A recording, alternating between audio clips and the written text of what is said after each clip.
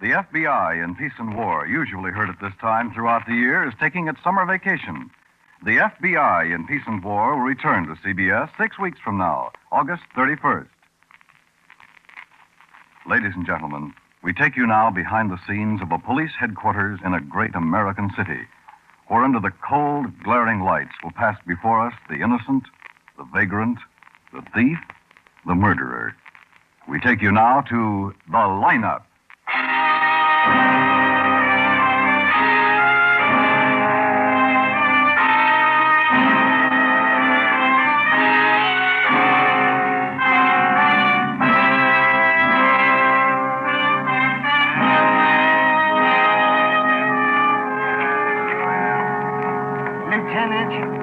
Are you sure it's all right? Don't worry about a thing, Mr. Hardesty. I just don't want anything to happen to me. I've got a family. Just identify the man you saw holding the gun. We'll see that nothing happens to you.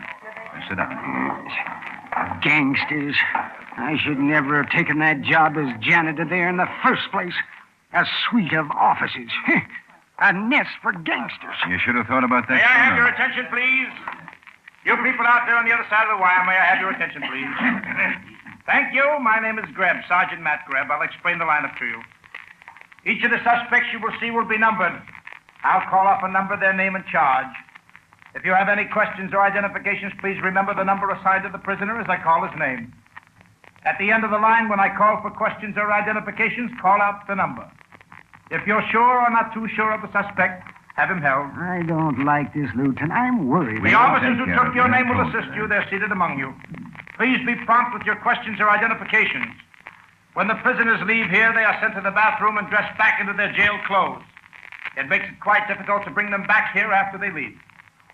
The questions I ask these suspects are merely to get a natural tone of voice, so do not pay too much attention to their answers, as they often lie. Bring on the line. This way, boys, right down the stage. You, the front man, walk to the end of it, take your place. The rest follow. Turn around and face front. Hands by your sides. Look straight ahead so the people out there can see you. Number 1, John Meston, vagrancy. Where do you live, John? House on 69th Street. I know that, but what number? Ain't no number. One with a flag and over now. All right. What were you doing when the officer arrested you? I was in the barrel. What were you doing in a barrel? Nothing, Lieutenant.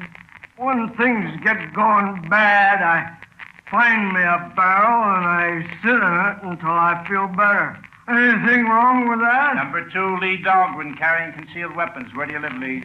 Blue Point Hill, 1256 Park Boulevard. That's a pretty tony place, Lee. What were you doing on Skid Row with the Luger? Walking? Where'd you get the Luger?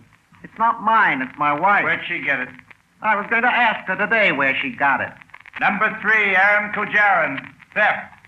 Where do you live, Aram? Uratu, Armenia. Armenia. What are you doing here? Getting ready to go back to Uratu, Armenia. What were you doing when the officer arrested you? Practicing my profession like so I had in Uratu, Armenia. What's your profession, Aram? Pickpocket. Number 4, Eddie Gaynor, suspicion of murder. Where do you live? Wherever you led me. Number 4. Mr. Harris. Number 4. All right, Sergeant. Turn sideways, Eddie. Okay. This is sideways. Again, so your back is to the audience. Again, sideways. Front, Eddie. Is this man identified? How about it, Mr. Hardesty? Number 4.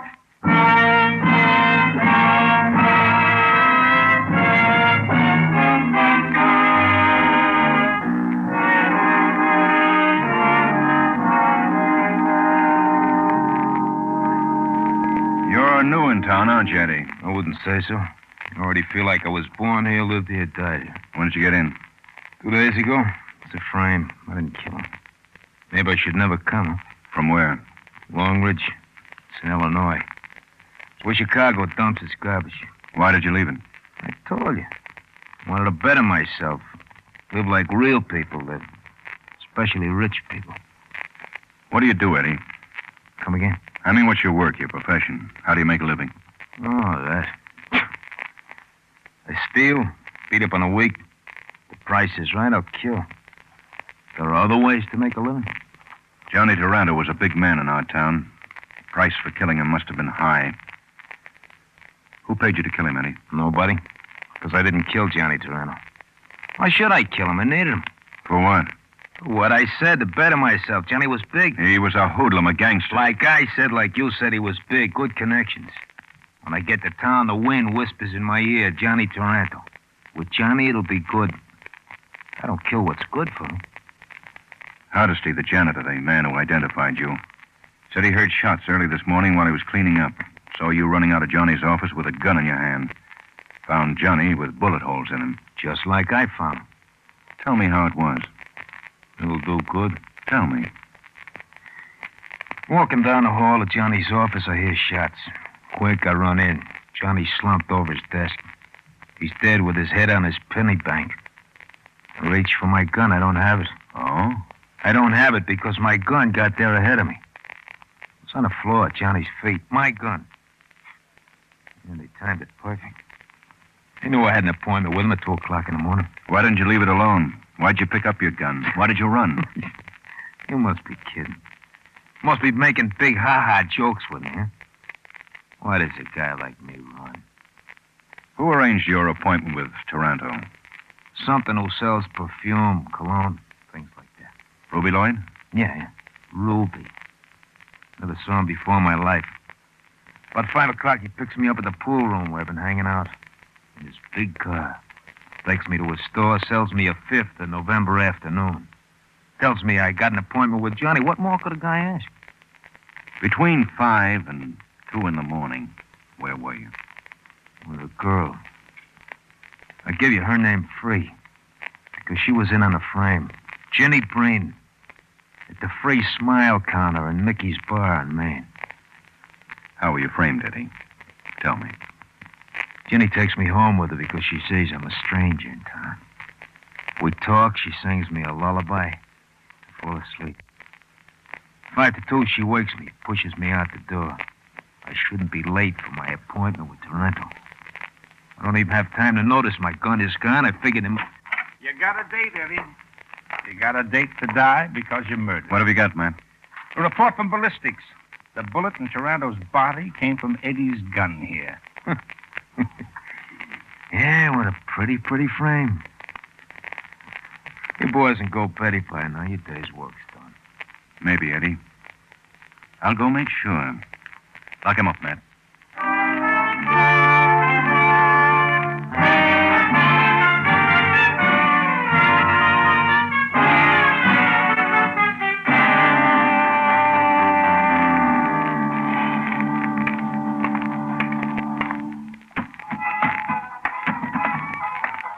You drinking what, mister? Scotch, Johnny Walker.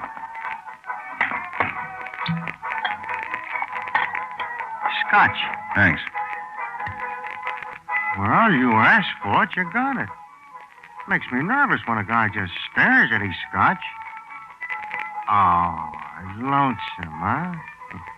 A scotch stare with a burden, huh? We provide, mister. Yeah. Friend told me. You see, a friend told you. Our hostesses bring a smile, mister. What'd your friend tell you? Jenny. He told you good. Jenny. Hey, Jenny. A friend told this lonesome man there was a girl, Jenny, here. Hello. He poured that drink for you, Jenny. Uh-huh. Well-charred keg. Enjoy each other. Yell loud and clear when you want more. I said hello. Yeah, I know. I'm trying to think of a clever answer. Forget it. I was just thinking, Forget Jenny. that, too. Still a young evening. Give me a nickel, huh? All right. Here.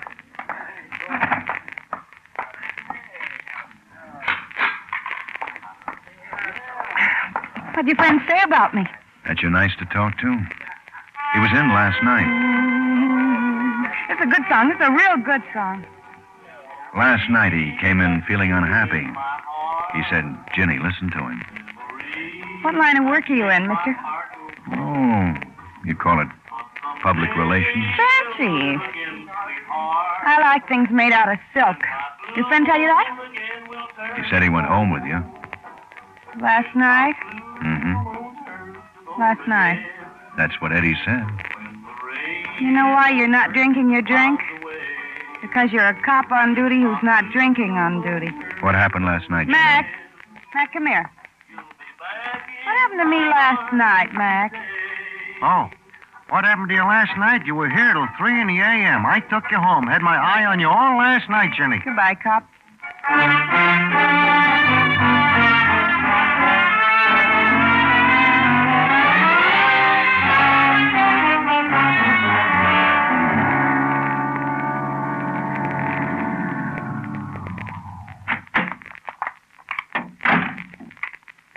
And Ben. Hey, just in time. I was just going to close up. Hi, Ruby. What's the matter, Ben? You going out and you need to smell good? I guess an English cologne on sale make you smell like a dove. Come on in. I locked the door because if another customer came in, I'd be rude to him. I'm that tired. Well, what can I show you, Ben? It's always such a pleasure to wait on you. You stayed open today, huh, Ruby? I shouldn't have done that. Should have stayed home and sewed the black band on my sleeve, huh? Yes, but I've got a sale going on. It's been advertised in the press, on radio, and TV. Oh, I couldn't disappoint my clients. Johnny Taranto might have been disappointed. Well, Johnny might have been at that. In many ways, he was a sensitive man. You know, Ben, I've been so engrossed in this sale, I didn't even think of it in that way. Oh, forgive me, Johnny. That's all Johnny's death means to Companion, his number one errand boy. Well, at the funeral, I'll be his number one mourner. Oh, why'd you pry into my emotions, Ben? Where were you last night, Ruby? Around 2 o'clock, say. Well, with my wife at home. I couldn't sleep, so my wife played hearts with me. You can check that with her maid. She let us use her cards. I don't keep a pack in the house, you know. With Johnny Taranto dead, the syndicate could crown you king in this town, couldn't it, Ruby? Oh, it could, but I gave up all that years ago, as everyone knew, even Johnny. And you know, in my heart, I hate perfume. What did you promise Eddie for the job? Eddie Gaynor? Well, you think I hired him to kill Johnny? It could work out good for you that way. You get rid of Johnny, frame the kid, retire from toilet water. Oh, if I weren't so exhausted, Ben, I'd be angry with you. Well, look, it was like this. Word comes to me a kid from out of town wants to contact Johnny. I'm a friend to man, so I arrange a meeting. How do I know the kid is unstable and will throw bullets like stones into Johnny's face? Oh, here, I'll let you out there. I'll manage. Don't take your wife away for a vacation, Ruby. We'd miss you both.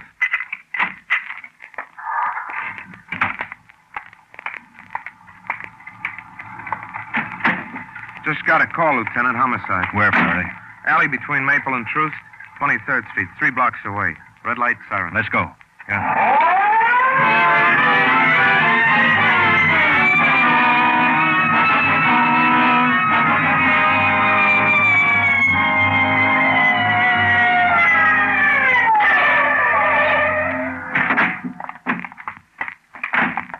I guess down here, Lieutenant. Yeah, there. I should have figured it. No purse. Might make identification a little tough. No, I know who she is. Huh? A girl who liked hillbilly music. In the bar? Yeah. Call the morgue, Faraday. Tell them to come to an alley and pick up Ginny Breen.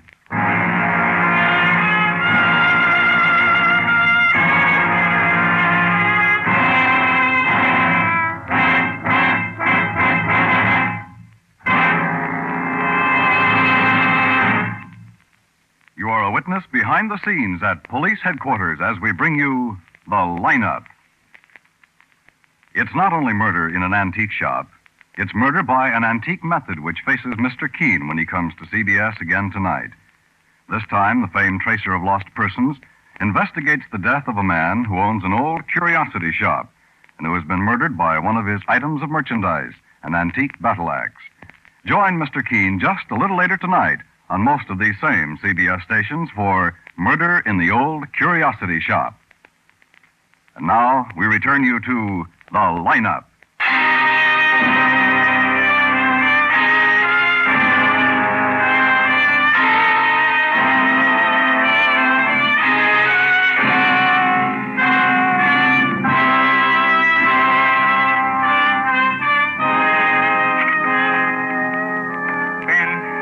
Yeah, Matt, come in. Going home? I guess. I don't know. Well, let me know. I want a lift. 2 in the morning's long enough to work. I need the bed. Me too. What's worrying you, Ben? A gang killing? You've been through it before. Sometimes we come up with a killer, sometimes no. So you sleep on it. As simple as that, eh? Simpler. A young hooligan comes to town, knocks over Johnny Taranto. What's comfort? I know. So you sleep on it. Matt, You're still trying to alibi Eddie Gaynor? he said he was framed. A young hood, his gun at the scene of the crime. Oh, don't get philosophical about a punk like that. Why was Jenny Breen killed, Matt? A hanger-on. She rubbed noses with hooligans. She could have come to me 5 years ago, and I would have told her what happened. Maybe I couldn't have said what alley, but there would have been an alley in it. We've got to find out who killed him, Matt. We will. And who killed Johnny Taranto. Eddie Gaynor. I don't know. I really don't know, Matt. How can you not know? Taranto runs everything in this town that's got a fast dollar strung to it. He buys lots with these fast dollars, most anything he wants. Let's not kid ourselves. Taranto owns his part of this town. Someone wants it, hires Eddie Gaynor to kill him. Let's not kid each other, Ben. I'll drop you off, Matt. Such late hours, you boys keep. What's on your mind, Tobin? What's on my mind, he says. What's on a lawyer's mind at a time like this, in a place like this, with boys like you? Stop jingling those coins, Tobin. All right. What's on your mind? Read it. Read it and pop a tear. A writ. Habeas corpus, boys. Release Eddie Gaynor. Writ says so. I'll wait for him at the desk. Sleep well. What stupid... I'll go on with your education, Ben. Eddie Gaynor's just been sprung. People with connections. Don't say it. Come on, I'll take you home.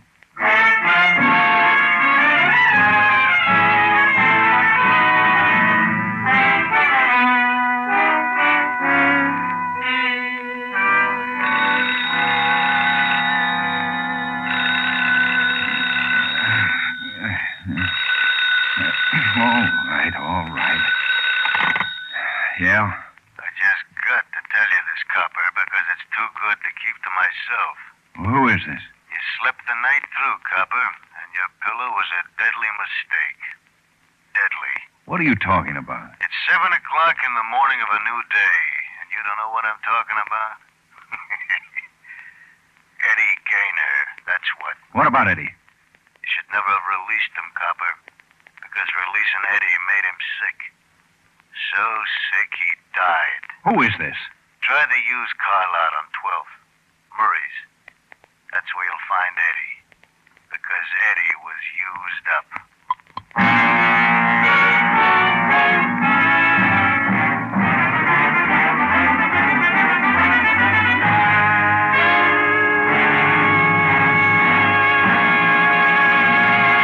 You know, I'm glad you came for him. That corpse had me going there for a while. Oh? Yeah, I walked into my lot. I'm Murray of Murray's Used Cars. Your name, please, sir? Ben Guthrie. Thanks, Mr. Guthrie. I take your name because it is unknown when you might be in the market for a used car. I know your name. It's like you're dealing with an old friend. You found him like this? Just the way you see him sitting there in the front seat, like he was real, like he was admiring the dashboard of this luxurious bargain in a used car. I helloed him, went into my spiel. You couldn't tell he was dead? Well, now, I tell you, Mr. Guthrie, some of the suckers I get in here, it's hard to tell. But this one looks so sold. I thought he was alive and intelligent. Why, I even handed him my ballpoint fountain pen. This man's Eddie Gaynor. Why didn't you call the police? Well, finding a dead man all shot up in one of your better used car bargains, that takes a little mulling over, friend. After I mulled, I was going to call you for sure. Honest. You say this man's Eddie Gaynor I've been reading about in the paper? Well, what do you know? Well, what do you know about that?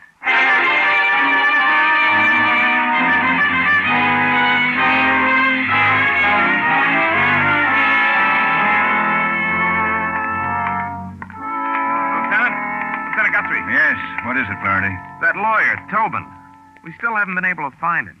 Still can't understand why he should take off like he did. Lose himself. A client of his was found murdered in a used car lot. Maybe Tobin was ashamed, or maybe he heard we'd want to question him. Yeah, but a big criminal lawyer like that? Maybe something will come up. Keep looking. I've got to make this line up. Yes, sir.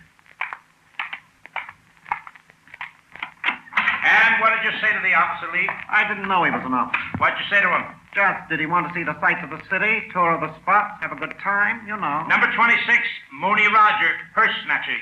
Where do you live, Mooney? I believe that's the man, Sergeant. I believe that's the man, Sergeant. Yes, I'm sure of it. Sergeant Greb, Yes, Lieutenant. send that man to my office for interrogation. The woman, too. Right.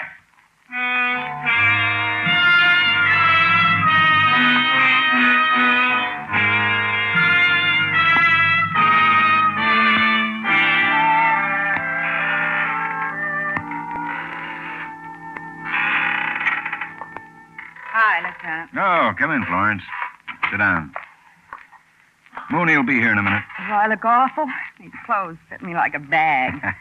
Oh, I can't help it, Lieutenant. I felt conspicuous all during that lineup. Oh, it'll pass. You're getting to be a good policewoman, Florence. I did good, huh? You did, Mooney? Just fine. I want to tell you, miss, when you're off duty, not being a policewoman, hold on to your purse tighter. There's guys like me for real on the streetcars. What have you got, Mooney? I'm a good stoolie, huh? Yes, I told you. The lady, the miss, does she think... Mooney, you're good stoolie. Yeah. It's clever the way I arranged for the cops to pick me up so the boys won't know my true profession, so I can stay alive. So much shooting lately. Yeah. What have you got? You're looking for a lawyer, Tobin. Mm-hmm. I got a friend. Runs a Ferris wheel at the Bayshore Park. He's got a little room underneath the hotel. There, huh? You might try there, Lieutenant. Once Tobin did my friend a big favor.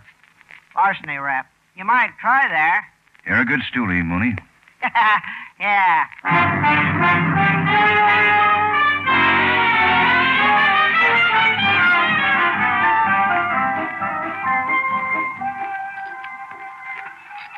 You're not a welcome sight to me, boys. You won't mind my saying it right to your faces. Oh, Tobin, that hurts. Haven't we always cooperated with you? You walk in jingling coins, you ask us to release a boy. We release him just because you ask us. You have to be glad to see it. Sure, Tobin.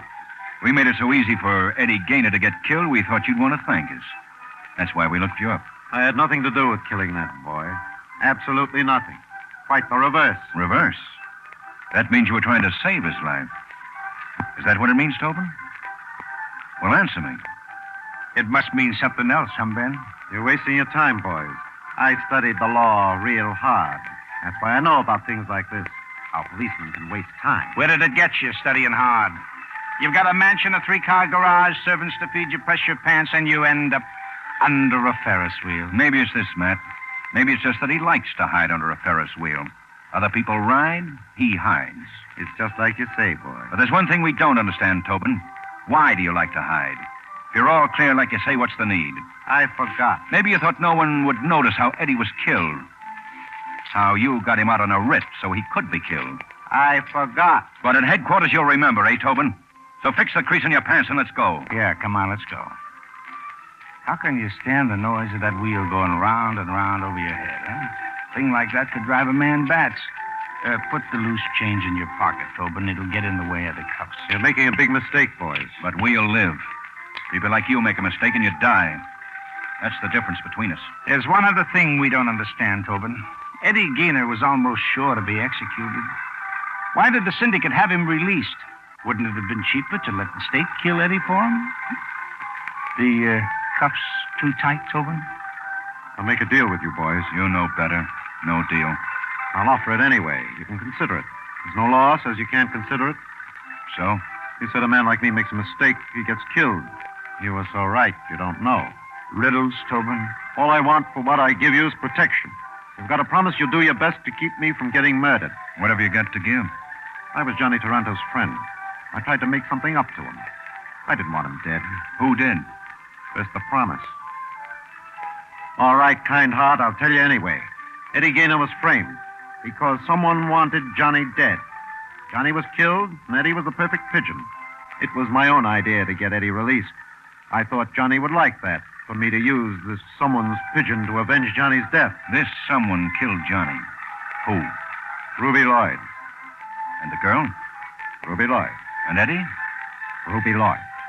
He'd kill me, too, if he could find me. Prove it to us, Tobin. How? We'll get you to the phone. You'll call Ruby. Tell him he doesn't have to look for you anymore. You'll be at Taranto's office in an hour. You don't believe me, huh? You'll protect me? If we have to. You'll have to.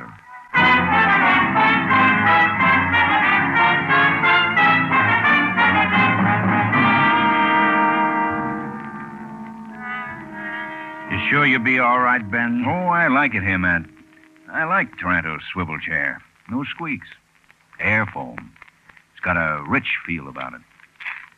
How do you open a penny bank? Taranto's penny bank. How do you... Oh, no, never mind. I got it. I don't get it. I thought I was going to be... The pigeon? Look, Ben, what do you want to be, a hero? Ruby Lloyd expects to meet Tobin here, doesn't he? I just want to surprise him. I didn't realize that you Take boys... him out of here, Matt. Hold him on a... Well, he'll tell you what you hold him on. An open charge will make it. Take me away, officer. You sure, Ben? On your way out, turn out the lights. All right. See you, Ben.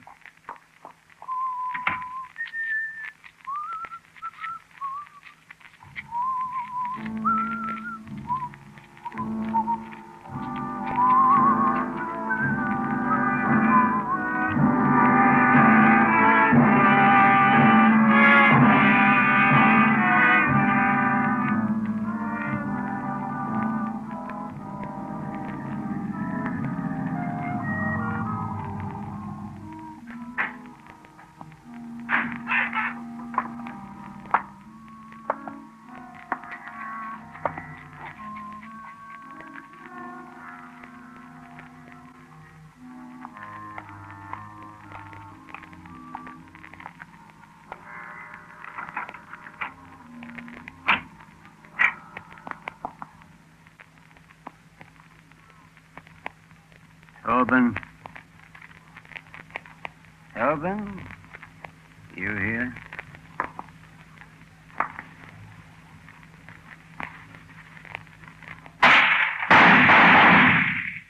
Did I scare the pennies out of your hand, Tobin? Did I hurt you bad? I only want to kill you. That's for getting Eddie Gaynor released. That's for getting away the first time. And that's to make sure you don't get away again. Drop it, Ruby. Yeah, huh? Drop it. You're covered.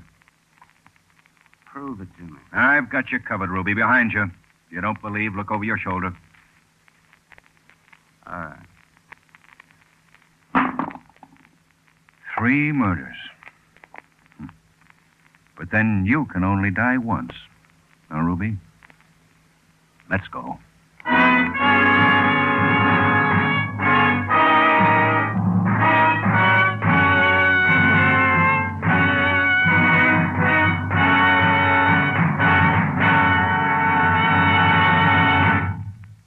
The lineup was produced and directed by Elliott Lewis, written by Morton Fine and David Friedkin, and stars William Johnstone as Lieutenant Ben Guthrie and Wally Mayer as Sergeant Matt Grebb.